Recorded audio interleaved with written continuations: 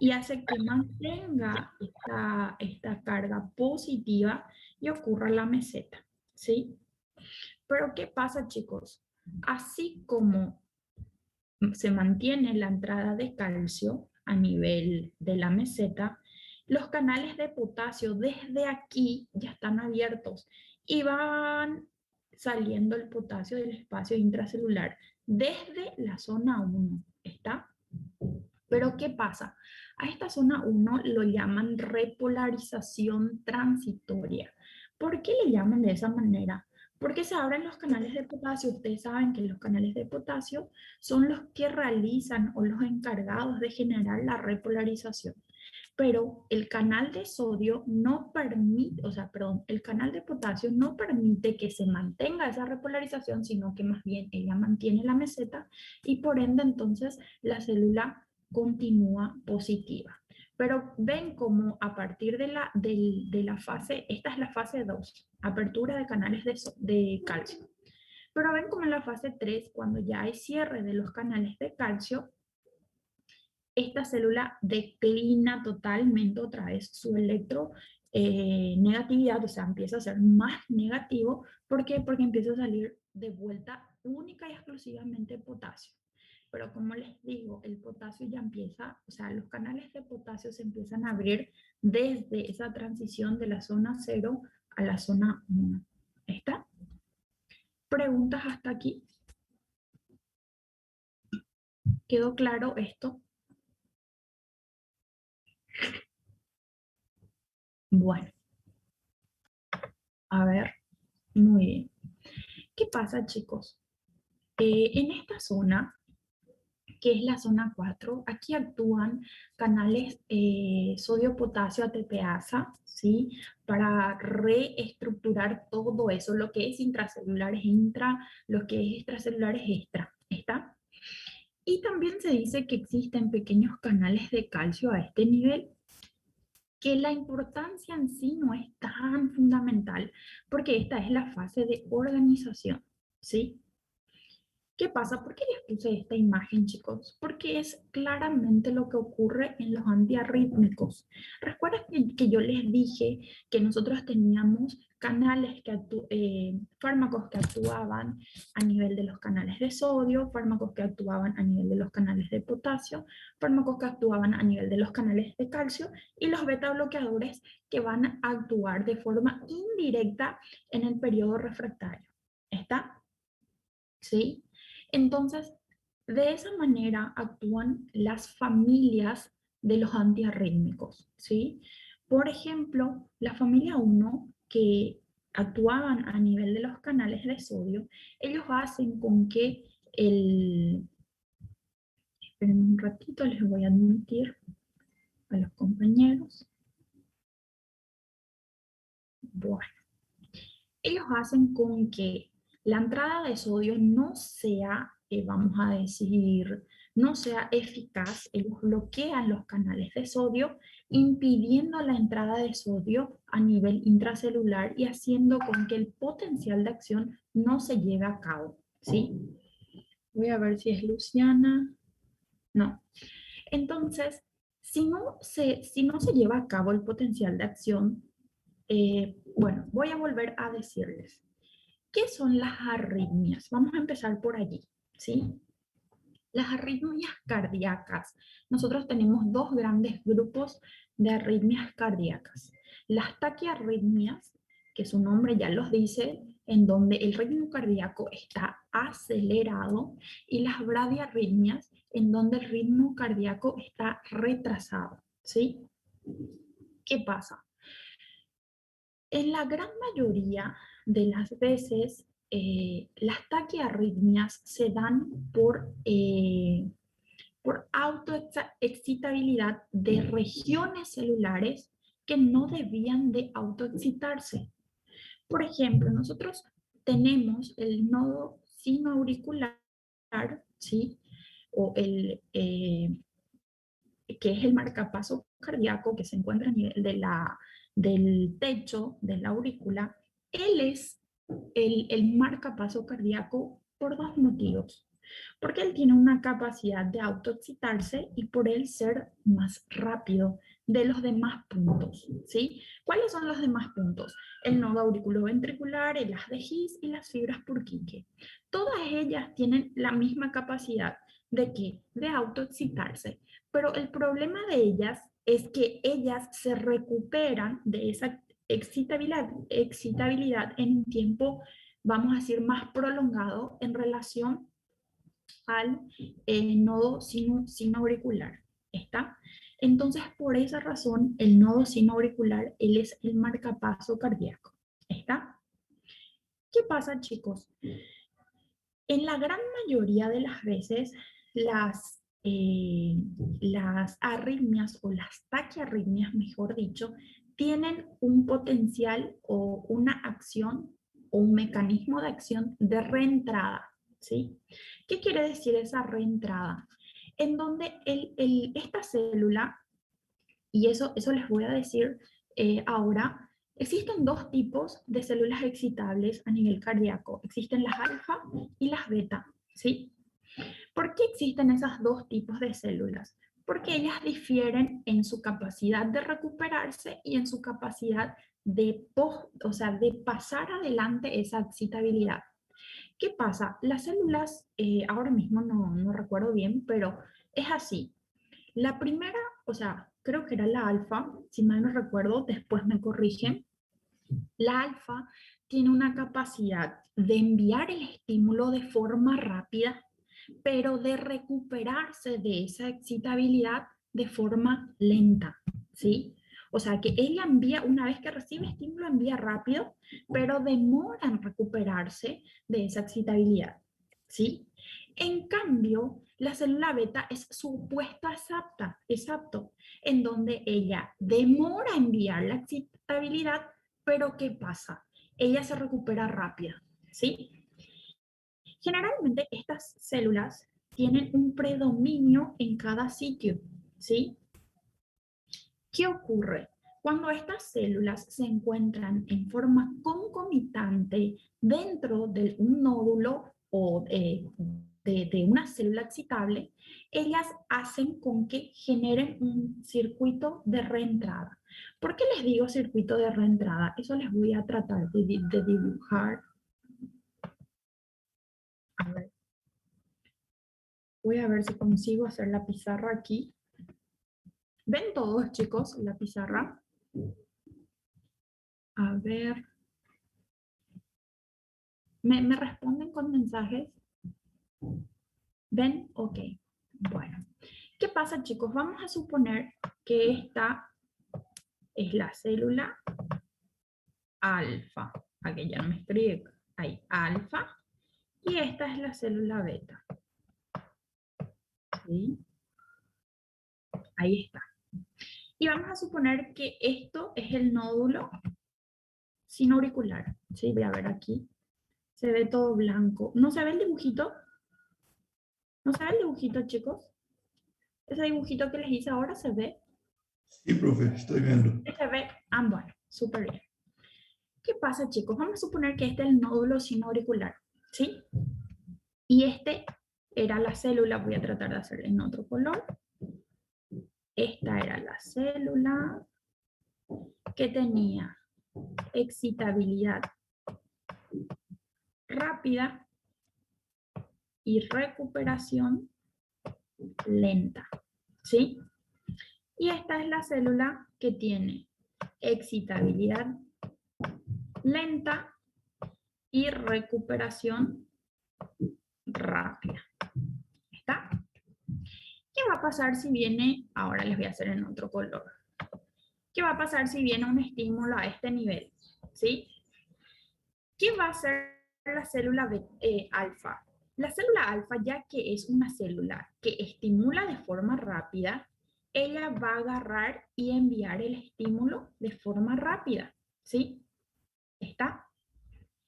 Pero ella tiene una capacidad de recuperarse de forma lenta. ¿Sí? En cambio, chicos, cuando esta célula beta recibe, o sea, porque ambas van a recibir este estímulo, ¿sí? Esta envía de forma rápida, ¿sí? En cambio, la célula beta tiene una capacidad de excitarse de forma lenta y demora en enviar ese estímulo recibido, ¿sí? ¿Qué pasa? Esta célula beta, cuando la alfa envía, ella está demorando para enviar ese estímulo, ¿sí? Y ella luego, porque es una célula lenta, após la célula alfa enviar su estímulo, ella va a enviar su estímulo, ¿sí? Pero cuando envía su estímulo, porque él actúa de forma lenta, o mejor le escribo en verde, cuando él envía su estímulo, que fue de forma lenta, él dio tiempo a que la célula o la célula alfa se recupere.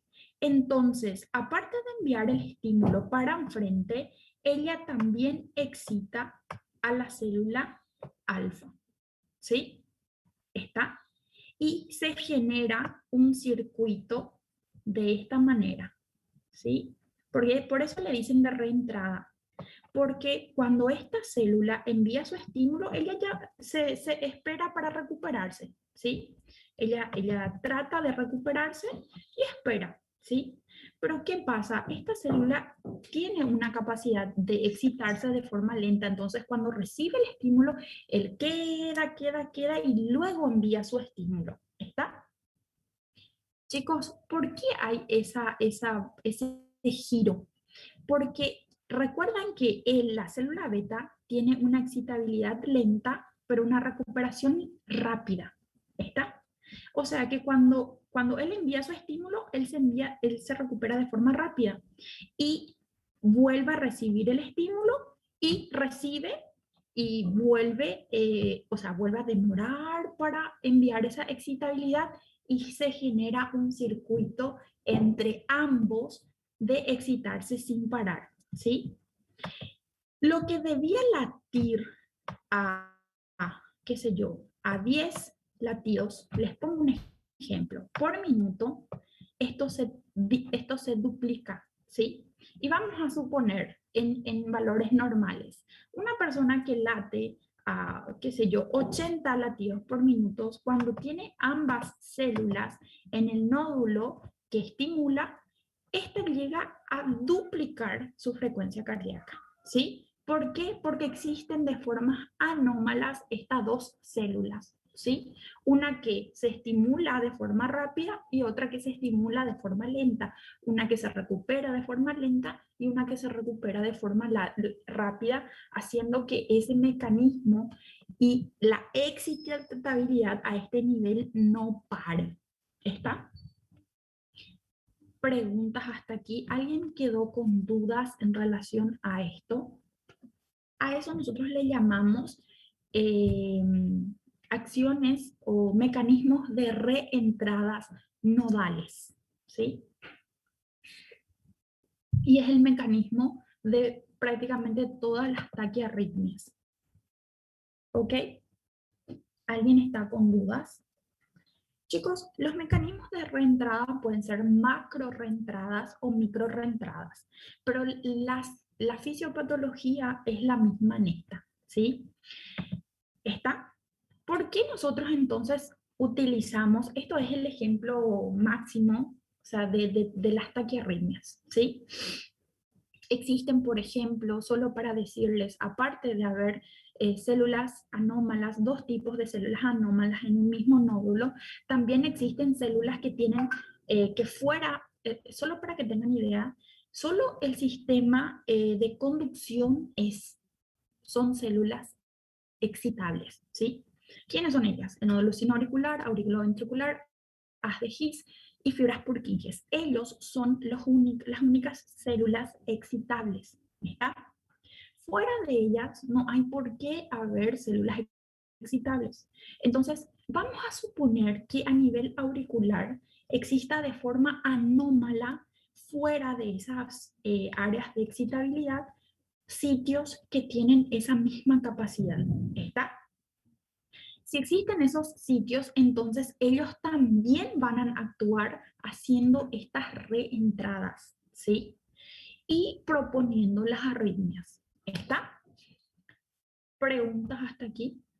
Esto es, vamos a decir, un resumen rápido de lo que son las arritmias, chicos. ¿Está? ¿Preguntas hasta aquí? Todavía no empezamos nuestra clase.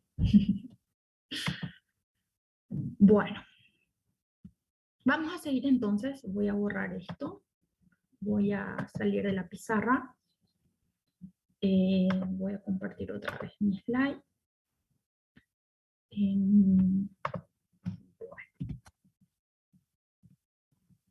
¿Qué pasa, chicos? ¿Por qué les di ese leve ejemplo de lo que son las... Ah, antes de cerrar, chicos, faltan 6 minutos y poquito, pero vamos a hacer el mismo mecanismo de siempre. No salgan y entren de vuelta cuando termine el tiempo. ¿Ok? Bueno, sigamos entonces. ¿Qué pasa en las... Ok. ¿Qué pasa en las arritmias? Nosotros lo que queremos en la gran mayoría de las veces es frenar esa actividad, ¿sí? Por eso es que nosotros utilizamos fármacos que hagan con que ese potencial de acción sea frenado. Ay, yo toda nada. Entonces, de esta manera, nosotros hacemos con que se frenen este potencial de acción, ¿sí? ¿Cómo nosotros vamos a hacer? Segundo cada familia, nosotros vamos a ver que van a actuar a nivel de los canales de sodio, calcio, potasio y a nivel de los beta bloqueadores. ¿Ok? ¿Preguntas hasta aquí? Chicos, existen las arritmias o las bradiarritmias en donde lo que nosotros queremos es un estímulo mayor a ese corazón, ¿sí? Para eso también hay antiarrítmicos. ¿Está? ¿Ok? Los antiarrítmicos no son solos para las taquiarritmias, ¿sí? Son también para las bradiarritmias. ¿Está? Y vamos a hablar de ellas más enfrente. ¿Preguntas hasta aquí? ¿No? Bueno, voy a pasar entonces el slide. Bueno, chicos, este es el slide que está en la plataforma. Yo no les puse este resumencito, pero les voy a poner, voy a cambiar el slide, ¿sí? Así que no descarguen aún los slides, ¿está? Porque no les puse este ejemplo, ¿sí? Chicos, este es un resumen de qué hacen los arritmios, los antiarrítmicos, dependiendo de cada familia. Y es la forma así más ligera de entender. Yo les insto a que ustedes miren este resumencito concomitante a la lectura de su libro. ¿Está? Bueno, en la familia 1, recuerdan que yo les dije que nosotros tenemos fármacos del grupo 1A, 1B y 1C, ¿sí? Entonces, de esa manera vamos a tener, por ejemplo, la familia del grupo 1A y esos son los medicamentos que están, que componen a esa familia. ¿Y ellos qué hacen? Ellos, todos ellos, los tres, hacen con que los canales de sodio sean, vamos a decir, inactivados y el potencial de acción o se retrase o se acorte. ¿Está? Bueno, ¿qué pasa? La familia 1A tiene la capacidad de retrasar la repolarización, ¿sí? Y alarga la duración del potencial de acción. ¿Por qué hace eso? Porque ese es su mecanismo para llevar a que vamos a decir, es un freno del potencial de acción, ¿sí? ¿Está? ¿Y qué pasa, chicos? Estos canales o estos fármacos actúan directamente en células que tienen esa capacidad de excitarse de forma, vamos a decir, de forma anómala, ¿ok? Ellos tienen predilección por esas células, ¿sí? Entonces, ¿cuáles son los fármacos de esta familia? La procainamida, la disopiramida y la quinidina. La procainamida es la más utilizada de esta familia. ¿sí? Es más, aquí también les resumí en cuáles patologías ellas son utilizadas. Por ejemplo, recuerdan que yo les dije de las arritmias de los circuitos de reentrada, ¿sí? ¿Quiénes tienen ese circuito de reentrada? O sea, los tres tienen el circuito de reentrada, solo que el circuito de reentrada a nivel nodal, digamos, están las arritmias ventriculares y la fibrilación auricular. Ellas es que tienen de forma tópica puntos excitables, ¿sí? Pero el Wolff Parkinson White, él no es una arritmia que se da por patologías a nivel nodal, sino que existe una vía accesoria que comunica la aurícula con el ventrículo. ¿Está? Y nosotros sabemos que la única forma de comunicar a nivel auricular del ventricular es mediante el nódulo auriculoventricular. ¿Sí? ¿Qué pasa en la enfermedad de Wolff-Parkinson-White? Esa comunicación, aparte de darse por el nódulo auriculoventricular, existe una vía accesoria que no tiene esa capacidad que tiene el nódulo auriculoventricular. Recuerdan que el nódulo auriculoventricular tenía una capacidad de retrasar ese estímulo, ¿sí? ¿Qué pasa? Eso hace para que la aurícula y el ventrículo no se contraigan al mismo tiempo. En cambio, en las personas que tienen esta patología, aparte de tener el nodo auriculoventricular, tienen una vía exosoria rápida, generando que al mismo tiempo que la aurícula se despolariza, se despolarice también los ventrículos. ¿Está? Entonces, nosotros, ¿qué queremos hacer con la familia 1A? Frenar esas actividades, ¿sí? ¿Cuáles células es lo que nosotros queremos frenar?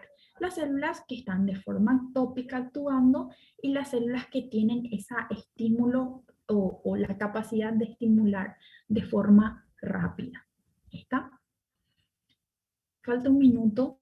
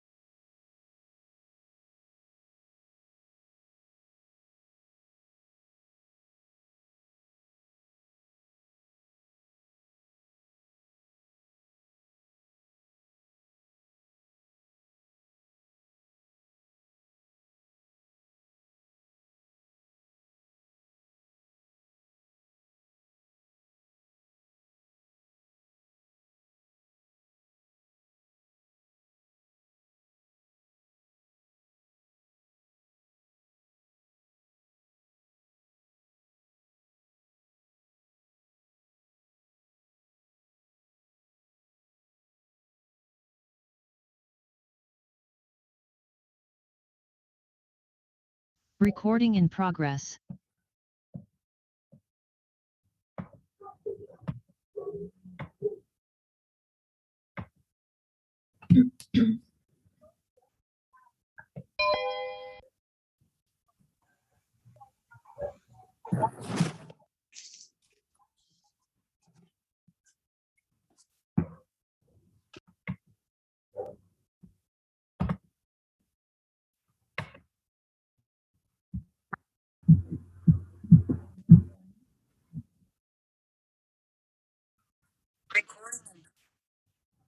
Volviendo.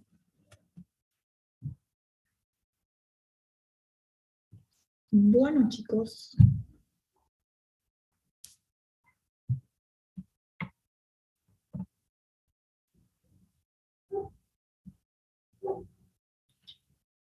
A ver.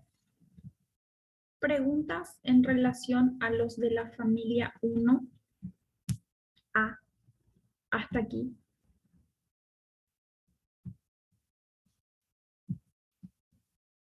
Voy a pasar este slide. No. Bueno.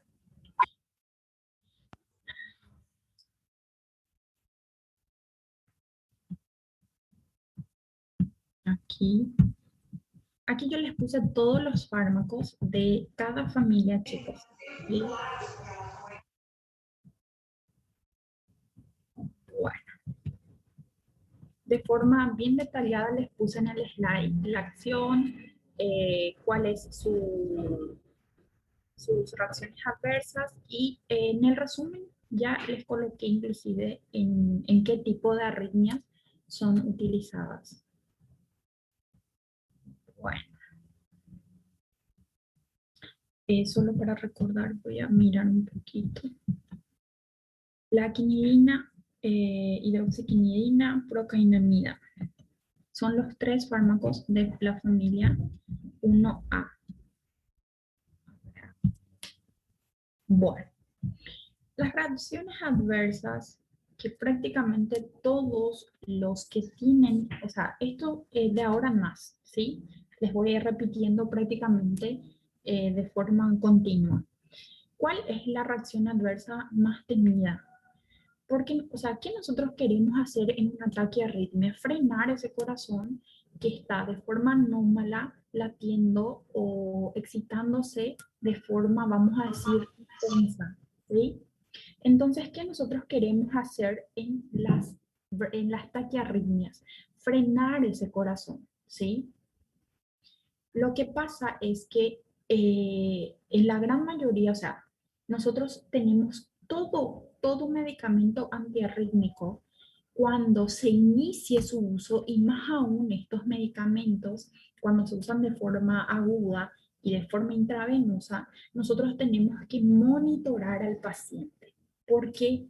Porque este paciente puede evoluir a un bloqueo o a una bradiarritmia cardíaca de forma intensa si nosotros no monitoramos a estos pacientes. ¿Está?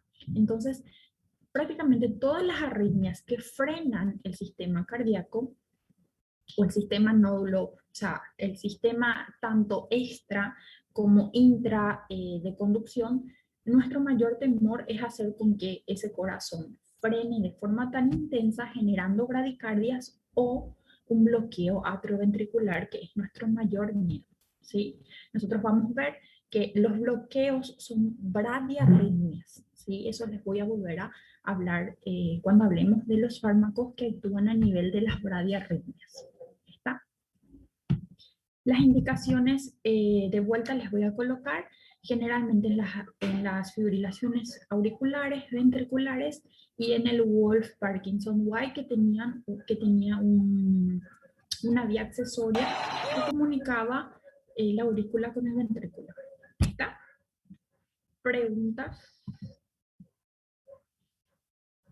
¿Quedó claro? Aquí les puse también la disopiramida, que ya no se utiliza, ¿sí?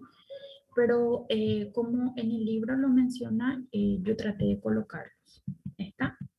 Entonces estos son 4 fármacos que corresponden al grupo 1A, ¿sí? Todos los del grupo A, todos los del grupo 1 tienen la capacidad de actuar a niveles de canales de sodio y prolongar el potencial de acción de este paciente. Prolongando el potencial de acción de los pacientes, nosotros hacemos que ese tiempo refractario que se va a presentar posterior al potencial de acción sea mayor. ¿Sí? Recuerdan que la célula, por más que esté o sea, si, cuando ella se encuentra en su potencial de acción, por más que reciba estímulo, ella no va a poder generar otro estímulo más, ¿está? Porque en ese momento ella está, vamos a decir, eh, cursando con el potencial de acción. Ella se bloquea por más que reciba otro estímulo de forma precoz. ¿Ok? ¿Preguntas? ¿No? ¿Están entendiendo? Bueno, a ver. Bueno. seguir entonces con nuestro resumencito, ¿sí? Eh, de vuelta. La familia 1B, ¿sí? Nosotros, ¿quiénes son los fármacos que actúan en esta familia? Chicos, estos fármacos no necesariamente todos corresponden a un mismo grupo de fármacos. Por ejemplo, si yo les digo, todos los grupos de 1B son, por ejemplo, nomás, son antagonistas de canales de calcio. No todos van a ser partes de esa familia, pero todos van a actuar haciendo que, antagonizando el calcio. ¿Por qué les doy ese ejemplo? Porque solo para que vean, la lidocaína, por ejemplo, es un anestésico, ¿sí? Que actúa a nivel del canal de calcio, pero él no hace parte, o sea, si ustedes me preguntan, la mexiletina también es un anestésico, no es, ¿está? La fenitoína sí es otro anestésico, depresor del sistema nervioso, ¿está? Pero no todos hacen parte de una misma familia propiamente dicha. Pero ¿qué pasa? Ellos tienen la misma capacidad de acción, por eso se encuentran en este grupo, ¿sí? Esta, la verdad, la fenitoína es un anticonvulsivante, cosa que la lidocaína no es, ¿está? Entonces, en este grupo hay fármacos que no necesariamente van a cumplir siempre las mismas funciones, ¿ok? Preguntas hasta aquí. Nosotros vamos a volver a hablar de anestésicos, no se preocupen, nosotros vamos a volver a hablar de anticonvulsivantes, eso más enfrente, ¿sí? ¿Ok? Bueno, el grupo 1B entonces lo que hace es reducir el potencial de acción, acortar ese potencial de acción, ¿sí? ¿Por qué? Acortando ese potencial de acción, él va a hacer con que el periodo refractario de esa célula se alargue, ¿está? Y ustedes saben que cuando hay un potencial de acción o cuando la célula se encuentra en reposo, ella no puede recibir ningún tipo, o sea, por más que reciba un estímulo, ella no va a propagar, ¿está? Entonces, esa es la función de los fármacos del tipo 1B, ¿sí? ¿Y en qué patologías, en qué enfermedades nosotros utilizamos? Utilizamos en pacientes que presentan, solo para que tengan idea, cuando el infarto de agudo de miocardio ocurre, esa región se vuelve isquémica, ¿sí? Y haciendo con que a ese nivel la excitabilidad y el estímulo a nivel, o sea, de ahí en más, sea, vamos a decir, desordenado. Entonces, nosotros podemos utilizar estos fármacos para qué? Para hacer con que esas zonas que sufrieron isquemia y que están atorduados, como dicen ustedes, no actúen como células autoexcitables, ¿sí? Frenamos esa capacidad, ¿está? También podemos usar en las taquicardias ventriculares y en la fibrilación auricular. Chicos, en la fibrilación auricular prácticamente todas las familias nosotros podemos utilizar, ¿sí? Eh, tenemos prioridades por la familia del grupo 1, ¿sí? Pero también podemos usar beta bloqueadores, que es de la familia 2. Nosotros usamos tanto la familia 2, ¿sí? No hay fármacos que son estrictos para la fibrilación auricular, ¿sí? Ah, y antes de decir, y eso me olvidé, no les dije, chicos, vamos a hablar un poquito de lo que es clínica porque no hay de otra. No todas las taquiarritmias son revertidas exclusivamente con cardioversión, ¿sí? Nosotros vamos a ver que la cardioversión no salimos haciendo a todos los pacientes. Y me van a preguntar, ¿por qué no salimos a hacer a todos los pacientes? Porque, chicos, llevar un Shocky es prácticamente electrocutar al paciente, ¿sí? Y eso indica qué cosa? Indica que el paciente esté sedado, ¿sí? ¿En qué condiciones nosotros le vamos a sedar al paciente? En el paciente que viene ya en estado hemodinámico grave, que ya esté casi comatoso. En esos pacientes nosotros le hacemos una leve sedación y hacemos la cardioversión, ¿sí? Pero en aquellos pacientes que te vienen acordados con una hemodinamia, vamos a decir, estable y que vienen con su taquiarritmia, nosotros no podemos darnos el decir, bueno, vamos a sedarle. ¿Por qué? Porque la sedación no es exenta de ninguna alteraciones. Entonces, en los pacientes que se encuentran hemodinámicamente estable, les digo, por ejemplo, si no está con una insuficiencia cardíaca o un shock cardiogénico de forma grave, nosotros damos medicamentos para su cardioversión. Eso no olviden, no les dije. ¿Sí? Nosotros no salimos a dar shock en todos los pacientes, no, que están con taquiarritmias, no. Nosotros, la cardioversión en aquellos pacientes. ¿Por qué? Porque hacer shock requiere que el paciente esté sedado. ¿Ok? Preguntas. A medida que voy diciéndoles, me voy a ir acordando y les voy a decir. ¿Está? Eso le tenía que decir antes de empezar con los fármacos, pero me acuerdo ahora. Bueno. A ver, entre los fármacos del 1B, solo para citarles, tenemos la lidocaína, mexiletina y fenitoína. ¿Sí? ¿Cuál se utiliza? Cualquiera. Está, la lidocaína es la que más tenemos afinidad con ella y vemos que sus efectos son mejores, ¿sí? Se usa bastante la lidocaína, está, porque también tiene un efecto sedativo, ¿sí? Entonces, por esa razón, nosotros entre estos fármacos optamos por ella, ¿sí? Obviamente que la lidocaína, por ser un anestésico, chicos, nosotros tenemos, ¿cuál es su principal reacción adversa? Afecciones a nivel del sistema nervioso central, ¿sí? ¿Por qué? Porque si nosotros nos pasamos de la mano con este fármaco, podemos sedar al paciente y causar eh, un paro respiratorio, ¿sí? ¿Por qué? Porque nosotros necesitamos o sea, todo paciente que está sedado, él no tiene actividad respiratoria voluntaria, ¿sí? Entonces nosotros tenemos que monitorar a estos pacientes para no hacer una sedación profunda y llevar al paciente al óbito, ¿está? Preguntas hasta aquí. Indicaciones, ya les dije, taquiventriculares. En el ejemplo al inicio les dejé en qué casos utilizamos cada uno. ¿Preguntas? ¿No? Bueno.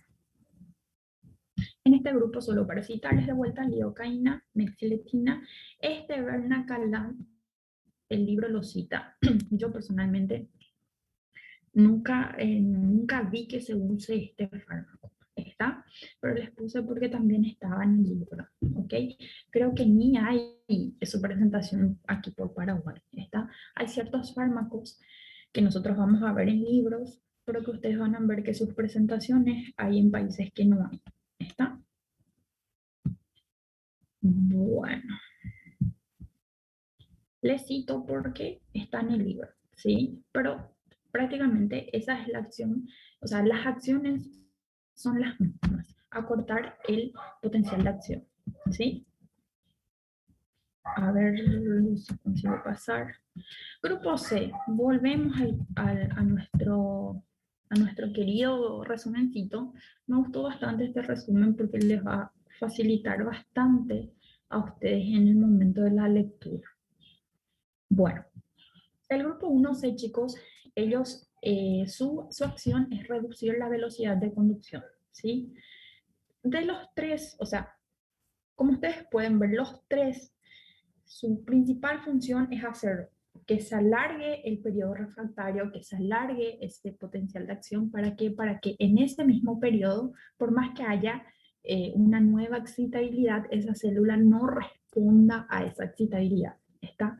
Porque la célula cuando se encuentra en su periodo refractario o en su potencial de acción, por más que reciba estímulo, ella no recibe ese estímulo, ella bloquea ese estímulo. Entonces nosotros de esa manera frenamos esa actividad, vamos a decir, extra producida por estas taquiarritmias, ¿sí?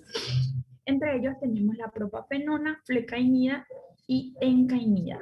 De los tres, la que más se utiliza es la propafenona y la flecainida, ¿sí? Como ustedes de vuelta les voy a citar, ¿cuáles, en qué patologías nosotros utilizamos estos fármacos? En la fibrilación auricular, paroxísticas, ¿sí? ¿Qué significa paroxísticas? Que va y vuelve, ¿sí? ¿Por qué? Porque esas zonas, chicos, ustedes van a ver que la fibrilación auricular son múltiples zonas que tienen la capacidad de autoexcitarse, ¿sí? Entonces, ¿qué pasa? Nosotros frenamos unas poquitas, vamos a suponer con la procainamida conseguimos frenar, ¿sí?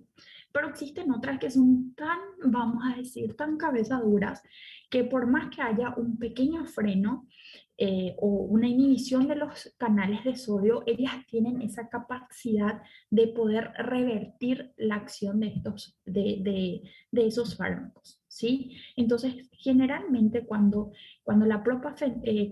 utilizamos procainamida y persiste esa taquiarritmia, nosotros la cambiamos por la propafenona, ¿sí? ¿Por qué?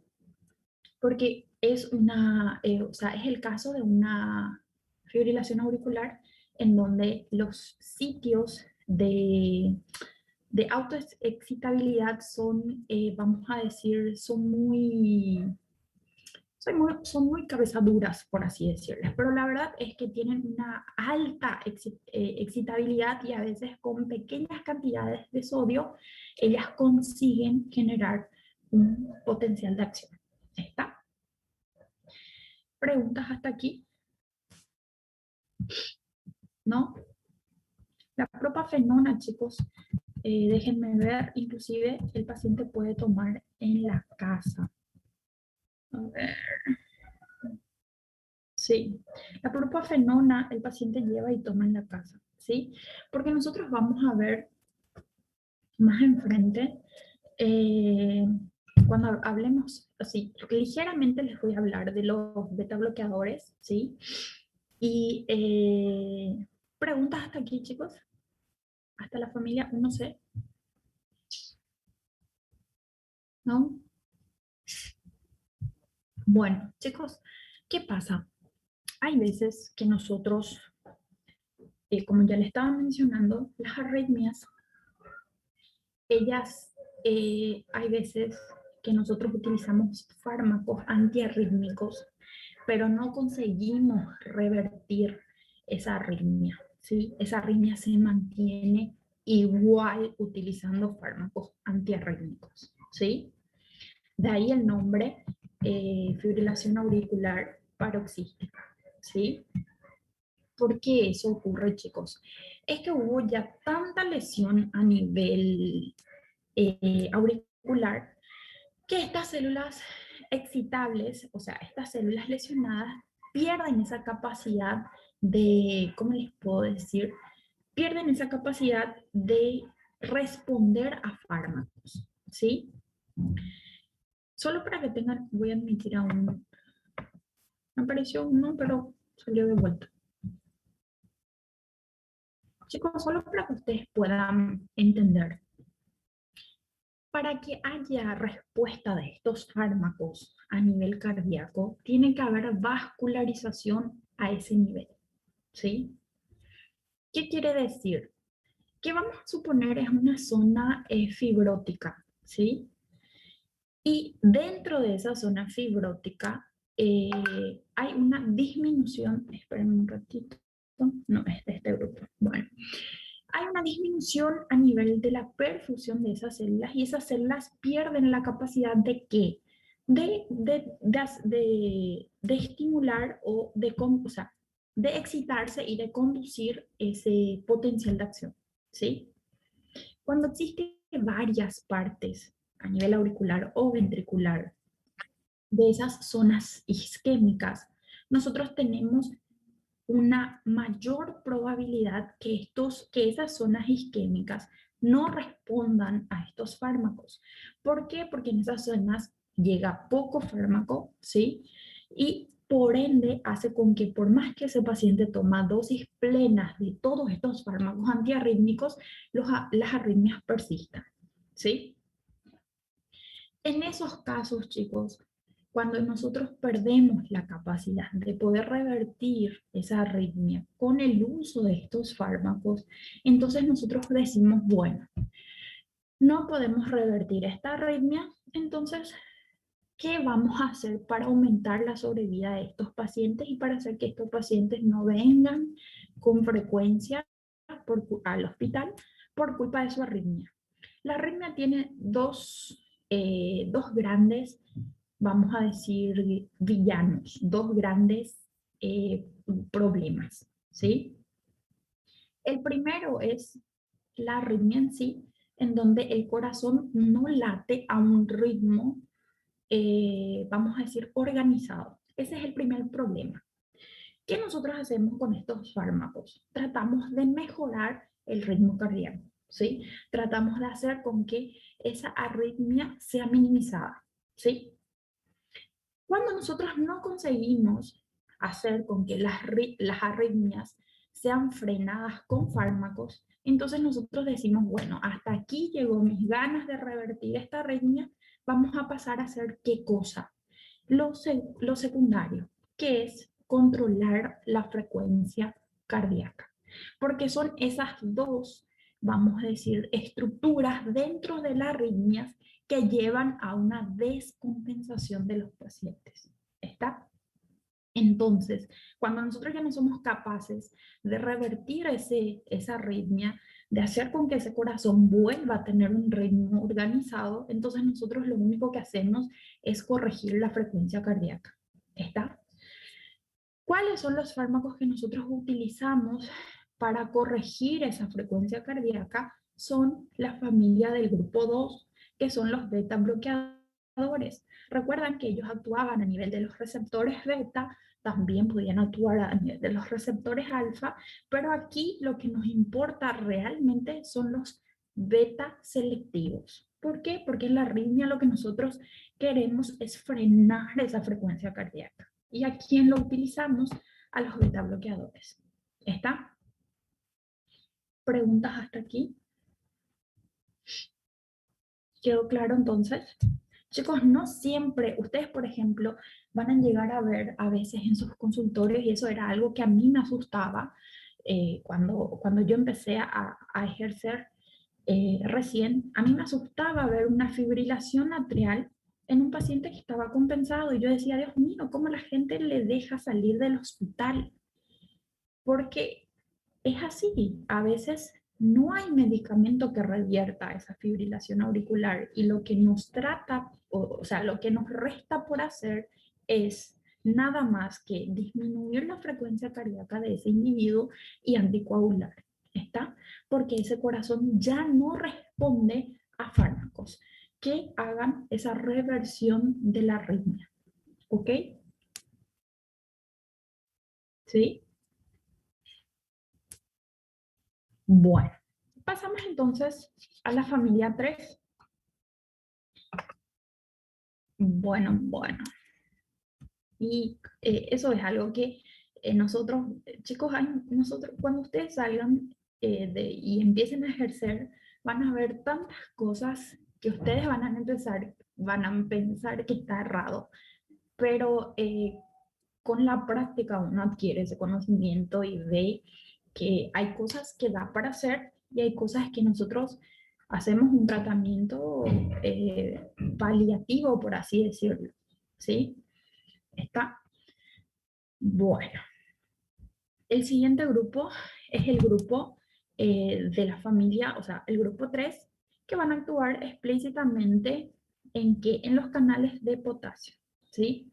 Aquí tenemos la amiodarona, que es el antiarrítmico por excelencia, ¿sí? La amiodarona, chicos, inclusive se usan en el paro cardio, o sea, en la reanimación cardiorrespiratoria, ¿sí? Nosotros usamos amiodarona, que es el primer antiarrítmico, y adrenalina, nosotros intercalamos, ¿sí? Se hizo un ciclo de RCP, se dio medicación, se chocó, se ve el pulso, no volvió, Bueno, hacemos otra vez RCP, se da medicación, el siguiente se intercala, adrenalina, miodarona, adrenalina, miodarona. ¿Está? Obviamente que las dosis cambian, ¿sí? Al inicio, la primera dosis es una dosis plena y la siguiente ya es una dosis minimizada. Eso les voy a volver a explicar, ¿sí?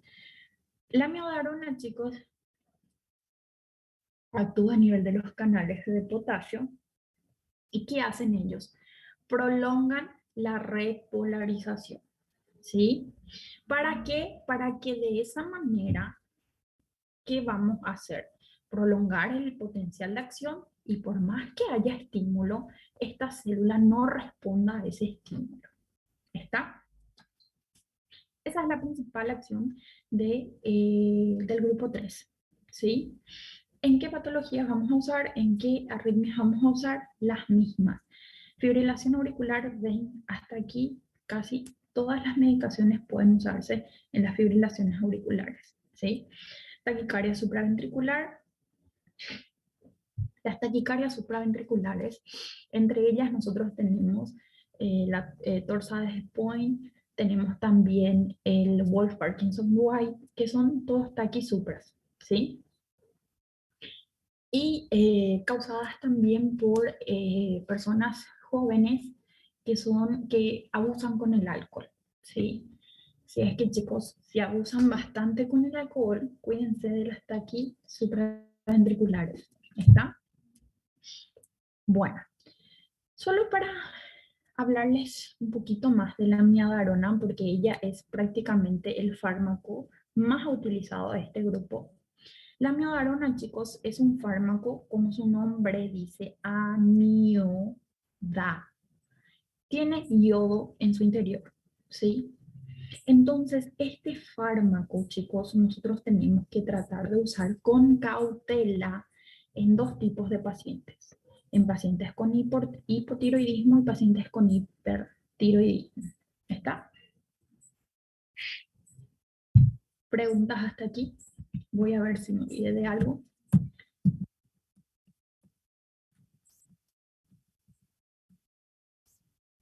A ver. Chicos.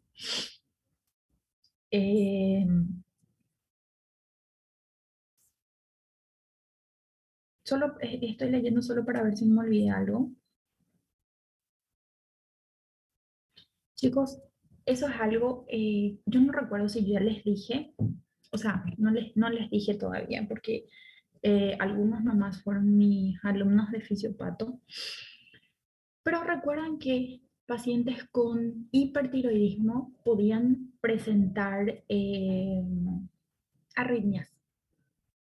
¿Alguien tiene idea de por qué? Ay, por el amor de Dios, ya termina ya otra vez. ¿Qué 40 minutos para mí? Que yo soy 20 minutos de clase y termina este Zoom.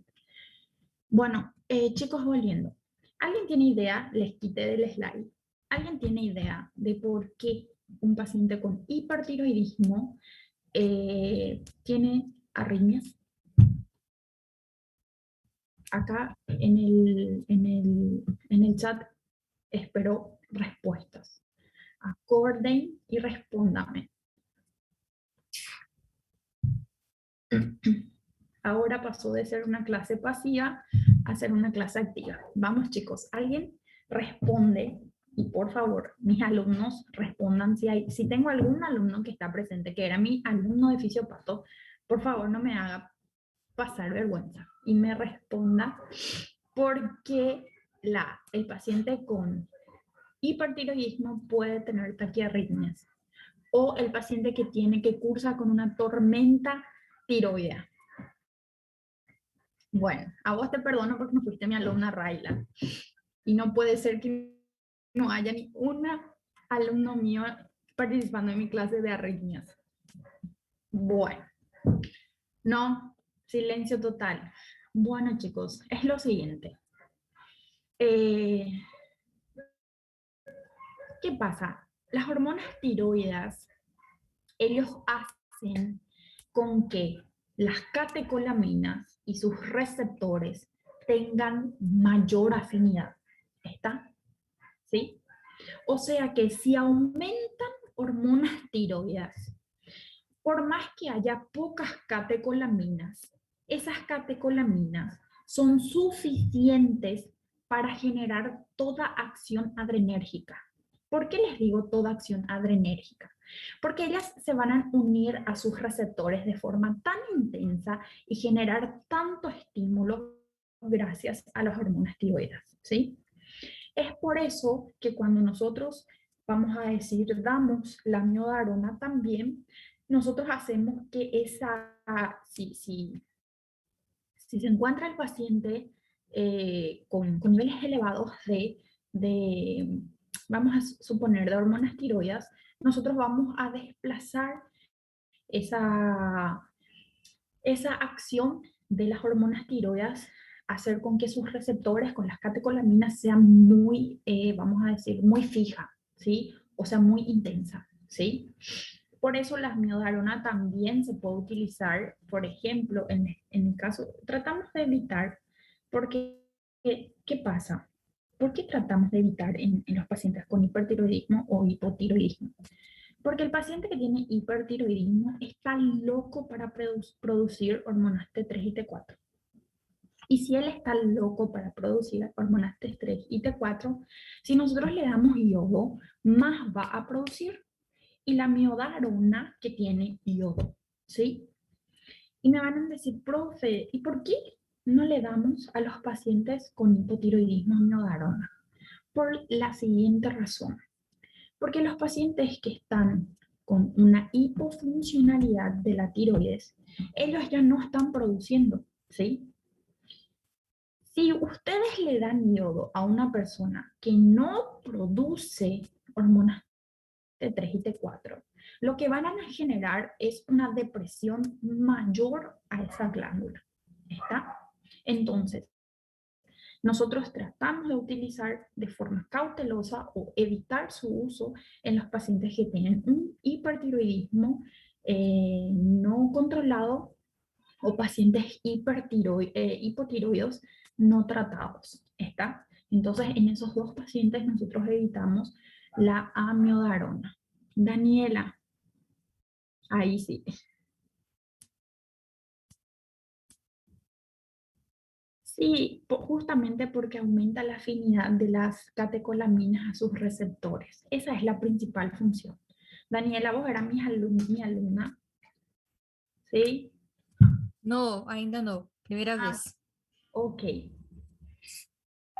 Esa es la principal función. Entonces aumenta la afinidad de las catecolaminas a sus receptores, ¿sí? No importa que haya pocas catecolaminas, es tanta esa afinidad que es suficiente para que desencadene esa respuesta adrenérgica.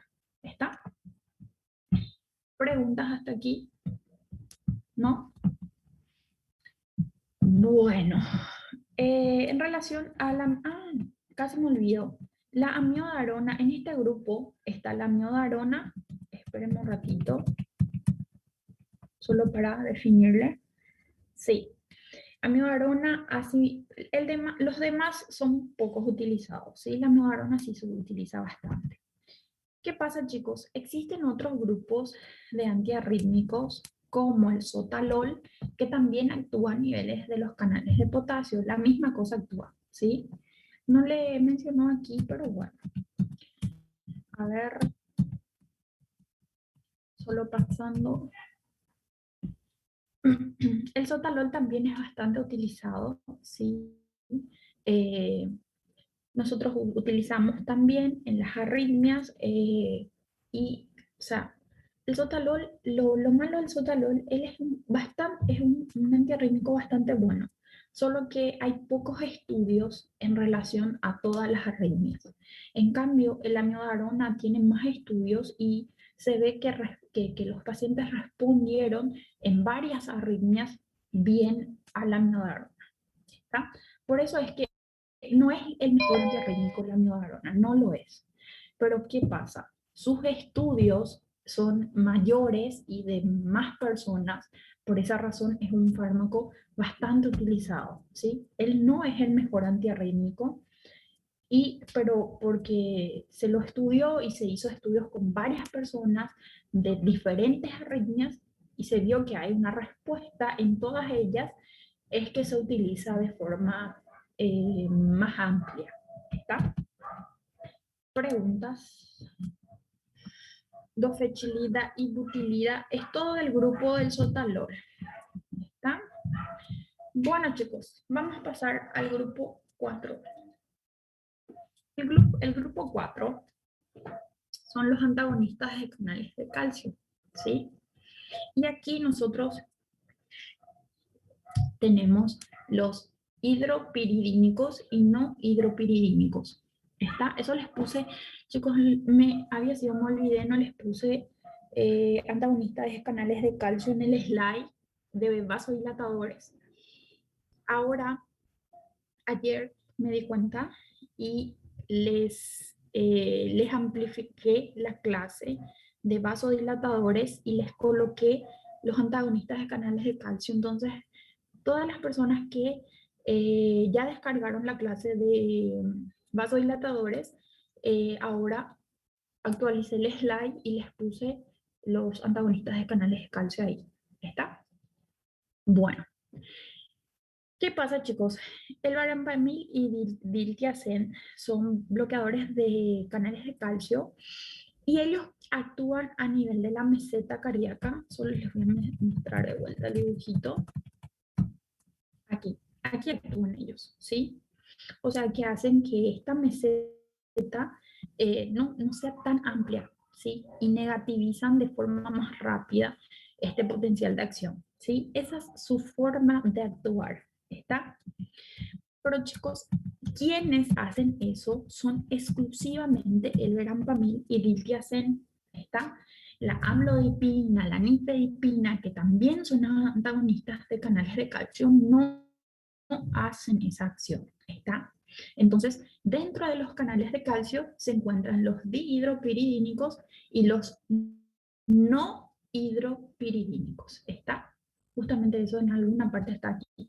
Sin embargo, las hidropiridínicos como el nifedipino, lo que han preferido, aquí les dije explícitamente aquello que ya le mencioné, ¿está? Bueno, entonces, entre los antagonistas de canales de calcio que actúan como antiarrítmicos son estos dos, verapamil, diltiazem. ¿Está? Bueno, ¿cuál es su función? Inhibir los canales de calcio haciendo que el calcio que se encuentra en el espacio extra no ingrese al espacio intra, ¿sí? Y de esa manera hacen con que la meseta sea más, o sea, menos eficaz, ¿sí? Y el potencial de acción sea, vamos a decir, menos intensa, ¿sí? Bueno, ¿qué era?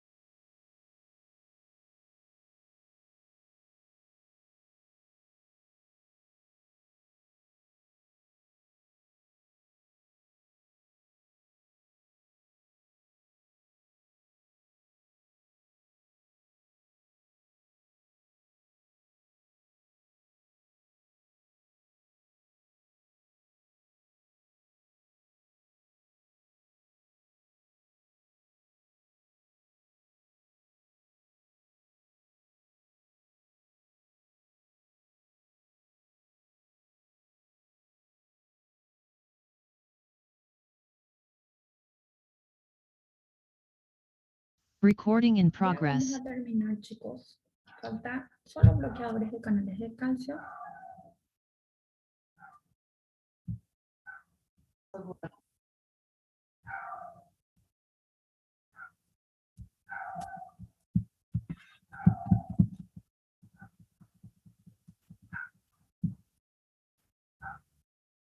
Bueno.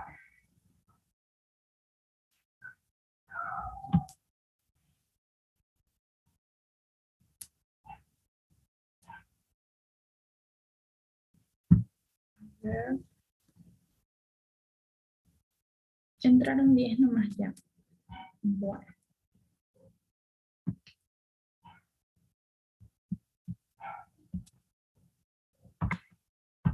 Chicos, el video de vasodilatación les voy a alzar a la tarde o a la noche, ¿sí? Es que amplifiqué inhibidores, o sea, antagonistas de canales de calcio, por eso me di cuenta de eso ayer y hoy les voy a grabar y les voy a alzar, ¿sí? De ahí les voy a hablar un poquito otra vez de antagonistas de canales de calcio, ¿ok? Bueno, chicos, eh, ¿qué pasa? ¿Recuerdan que yo les dije que nosotros dividíamos de forma, vamos a decir, grande, dividíamos a los antagonistas de canales de calcio en los que son dihidropiridínicos y no dihidropiridínicos? ¿Qué pasa? Los dihidropiridínicos tienen una acción más vasodilatadora, ¿está? En relación a los no hidropiridínicos. Y los no hidropiridínicos tienen una acción más cardíaca. De ahí, del por qué el verapamilo y del diltiazem son fármacos antiarrítmicos y los demás, el alodipino, nifedipino, no son antiarrítmicos. ¿Sí? Por eso les voy a volver a explicar en la clase de vasodilatadores. ¿Por qué? Porque los antagonistas de canales de calcio son muy utilizados como vasodilatadores también. ¿Está? Preguntas.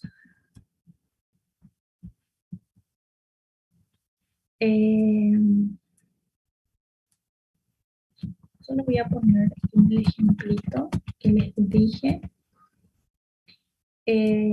Nuestra acción es suprimir todas las arritmias, ¿sí? O sea, las arritmias supraventriculares, ¿sí? La fibrilación, el flutter, fibrilación auricular, ventricular, ¿sí? Y auriculares, ¿está? Entonces, esa es la acción de los antagonistas de canales de calcio. Ellos van a hacer con que los canales de calcio no ingresen a nivel intracelular, haciendo que esa meseta se vuelva menos efectiva y que no sea llevado a cabo ese potencial de acción o esa contractilidad de forma tan extensa, ¿sí? Ustedes saben que si no hay calcio predispuesto a nivel intracelular, esas actinas y miosinas no van a llevar esa capacidad, o sea, no van a desencadenar esa capacidad contractil, ¿sí? ¿Está? Preguntas hasta aquí. Chicos, los antagonistas de canales de calcio, ellos también se encuentran como primera línea de los antihipertensivos, ¿sí? Nosotros vamos a hablar eso más enfrente cuando vemos antihipertensión, creo que ahí cerramos. Cuando hablamos de diuréticos, la semana que viene probablemente cerramos con antihipertensivos y diuréticos, ¿sí? Cerramos cardio, ¿está? Que fue bastante extenso, ¿sí? Pero eso no va a caer en el examen de arritmias, no cae. Cae hasta beta bloqueadores en el examen parcial. ¿Está? Preguntas, chicos, en relación a los fármacos de esta semana. Ah, casi me olvido. No, aún no les terminé. Existen otros antiarrítmicos. Casi me olvido de las bradiarritmias. Bueno, chicos, existen también antiarrítmicos que no se encuentran dentro de ninguna familia, ¿sí? Y la adenosina y el ATP son antiarrítmicos fundamentales y que se usan de primera elección, por ejemplo, en las arritmias taquisupraventriculares, ¿sí? Eh, o sea, en las taquisupraventriculares, mejor les digo de esa manera. ¿Qué pasa? La adenosina y el ATP es uno de los fármacos que nosotros usamos en una arritmia específica que es el torsades de Pointes, ¿sí? Que generalmente se puede dar por niveles elevados de potasio, ¿sí? Asociados a hiperpotasemia. También la torsades de Pointes se podía dar en pacientes que estaban sufriendo intoxicación por digitálicos. ¿Por qué? Por el prolongamiento del intervalo PR. ¿Está? Recuerdan vagamente esos temas. Entonces, en la torsades de Pointes nosotros usamos la adenosina como fármaco antiarrítmico. ¿Ok? Él no se encuentra encajado dentro de ninguna de las patologías, o sea, de los grupos que ya mencionamos, ¿sí? Él se encuentra de forma aislada, ¿ok? Él se encuentra en un grupo donde dicen otros antiarrítmicos, ¿está? Solo para ver si no me olvidé de nada.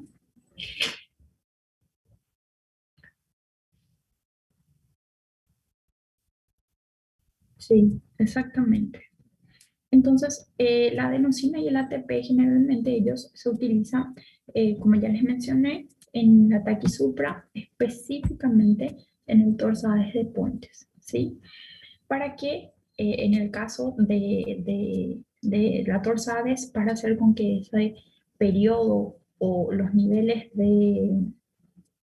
o sea, de alargamiento del intervalo de PR, ellos permanezcan o se acorten, ¿sí? Y también en el caso de las hiperpotasemias, para hacer con que el potasio a nivel, o sea, que se encuentra elevado, no actúe haciendo postpotenciales o periodos, vamos a decir,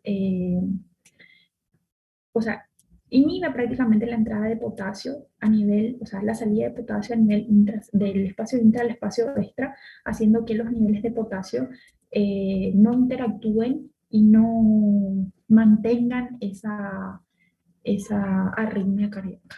¿Está? Preguntas hasta aquí. Por último, les voy a hablar, aquí está, sí, la acción fundamental. La digoxina hace parte de la familia 5, que ya les dije. Y ahora les voy a hablar un chiquitito de lo que es la atropina. ¿Está? La atropina, chicos, es un fármaco que nosotros utilizamos específicamente en las bradiarritmias, ¿sí? ¿Por qué? Porque ellas aumentan, vamos a decir, o sea, hacen con que los receptores adrenérgicos presentes a nivel cardíaco, ellos actúen o reciban, vamos a suponer, tenemos los receptores adrenérgicos a nivel cardíaco, ¿sí? ¿Qué pasa en las bradiarritmias? El corazón late tan despacio que puede ser por varios mecanismos, puede ser por un bloqueo, puede ser en la gran mayoría es por bloqueo, ¿sí? Y los bloqueos tenemos varios, ¿sí? Primero, segundo, tercer grado, ramo derecha, ramo izquierda, ¿está? Entonces, ¿en quiénes nosotros usamos la atropina? En pacientes que tengan problema a nivel, vamos a decir, supraisiano, ¿sí? ¿Qué significa supraisiano? Nosotros vamos a ver que las bradiarritmias se diferencian en benignas y malignas, ¿sí? Las benignas son problemas del haz de His para arriba, las benignas. Y las malignas son del haz de His para abajo, o a nivel del haz de His para abajo. ¿Está? Entonces, ¿en quiénes nosotros usamos la atropina? En pacientes con bradiarritmias benignas, porque ellas van a responder a qué? A que el estímulo simpático se dé de mejor manera. ¿Está? ¿Dónde se recibe estímulo simpático? A nivel superior cardíaco. A nivel inferior cardíaco, el estímulo simpático pues, es casi nulo. ¿Está?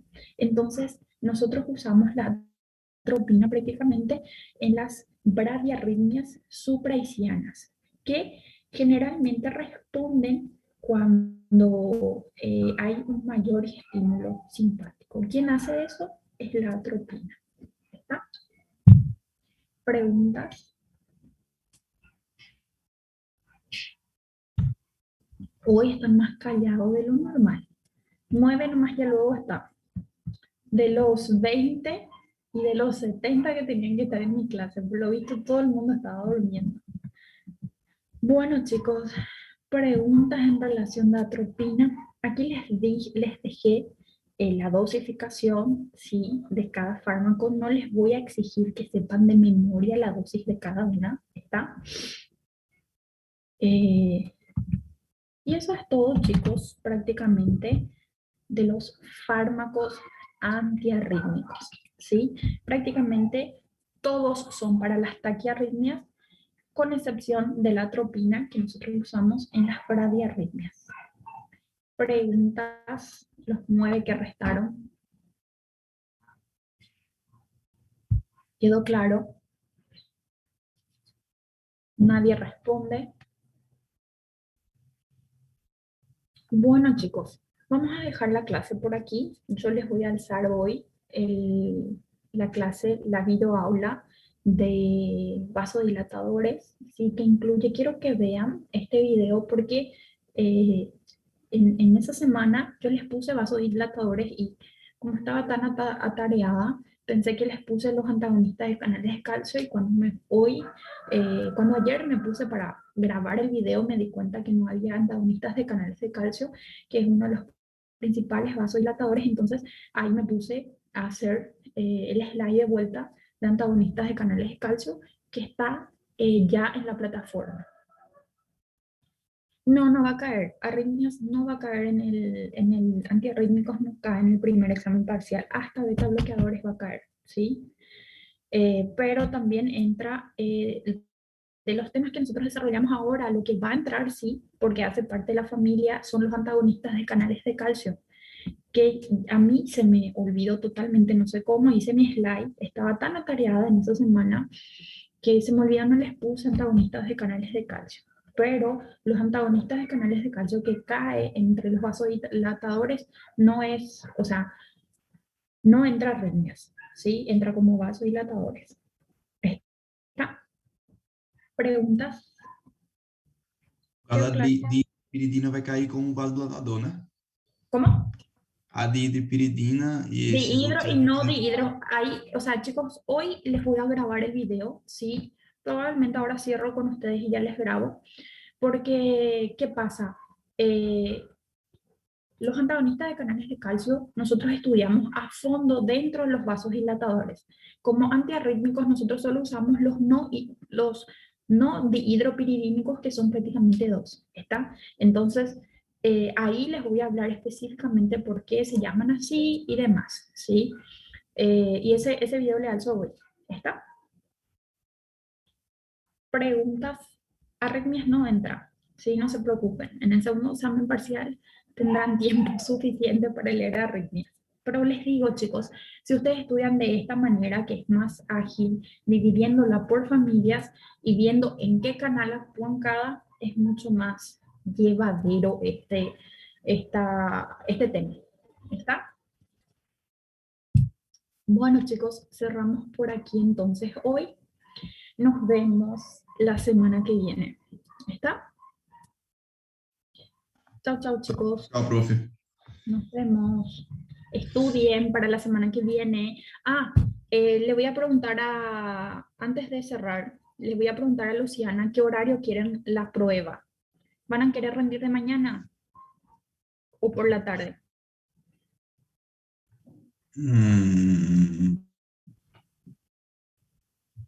Porque dependiendo del horario de examen, nosotros vamos a tener nuestra clase también. Vamos a tener clase la semana que viene. Eso le voy a hablar a Luciana y después ustedes votan y me avisan. ¿Está? Bueno, chicos, Ok. nos quedamos por aquí. Nos vemos la semana que viene. Estudien bastante, ¿sí? Porque por más que sea en plataforma a prueba, ustedes van a ser médicos algún día y van a necesitar de farmacología. ¿Está? Nos vemos, chicos. Chao, chao.